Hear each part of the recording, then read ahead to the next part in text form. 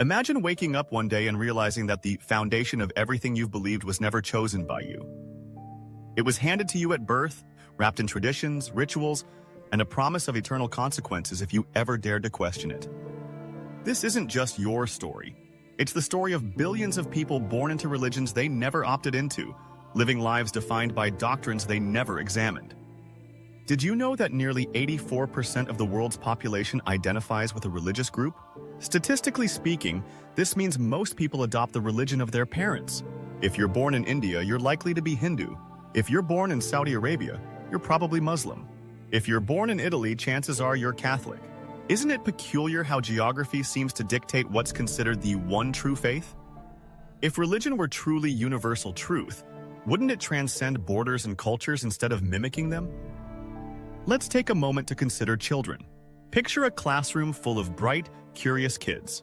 One child is told he's a Christian child, another a Muslim child, and yet another a Hindu child. But how can a 4-year-old genuinely adhere to a complex theological framework?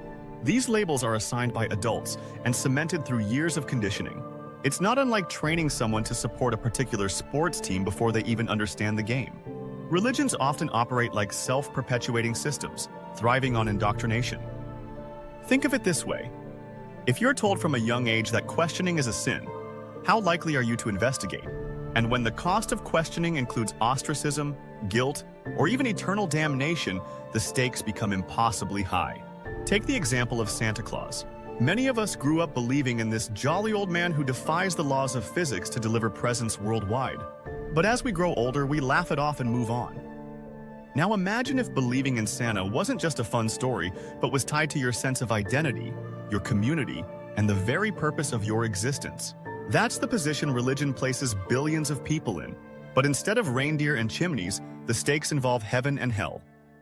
Consider Pascal's wager, a common argument used to defend religious faith. If you believe in God and you're wrong, you lose nothing. But if you don't believe and you're wrong, you lose everything. On the surface, it sounds logical. But apply this logic to the thousands of gods humanity has believed in throughout history. If you're a Christian, you're wagering against Allah, Shiva, Odin, and countless others. So, by this logic, isn't everyone destined to lose? Religions have also mastered the art of emotional manipulation.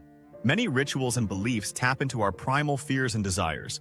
Fear of death, desire for justice, longing for community. They offer simple answers to complex questions. Why are we here? God made us. What happens after we die? We go to heaven or hell. These answers are comforting, but comfort isn't the same as truth. The placebo effect can make you feel better, but it doesn't cure the disease. Now, let's talk about money. Religion is one of the most profitable industries in the world. The Catholic Church alone is estimated to own over $30 billion in assets. Megachurches in the United States generate millions annually, often tax-free. And while many religious organizations do genuine charitable work, how much of that wealth goes toward perpetuating their own power structures? Why does an all-powerful deity need your money to spread the truth? Real-life examples of religious harm are everywhere. Think of the countless cults that have emerged, exploiting vulnerable people for financial and emotional gain. Or consider countries where apostasy, the act of leaving your religion, is punishable by death. Even in more liberal societies, people who leave their faith often face shunning by their families and communities. How can a belief system rooted in love justify such cruelty? One of the most striking contradictions in religion is how it claims to unite people yet often sows division. Wars have been fought, genocides committed, and families torn apart, all in the name of different gods. Imagine if those same resources and energy were directed towards solving global issues like poverty or climate change, instead of debating whose version of the invisible creator is correct. Imagine being a woman in a culture where religious laws dictate what you can wear, whom you can marry, and whether you can go to school. Religion often masquerades as moral authority while perpetuating systems of control and inequality. And yet, there is hope. More people than ever are questioning the narratives they've been handed. Studies show that the number of religiously unaffiliated people, often referred to as knowns, is growing rapidly, especially among younger generations.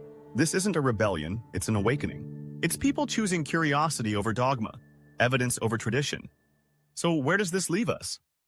it leaves us with a choice. Do we cling to beliefs out of fear and habit, or do we dare to ask the hard questions? It's not easy to unlearn what you've been taught since birth. It's not easy to stand apart from your community. But isn't the pursuit of truth worth it? If your beliefs can't withstand scrutiny, what does that say about them?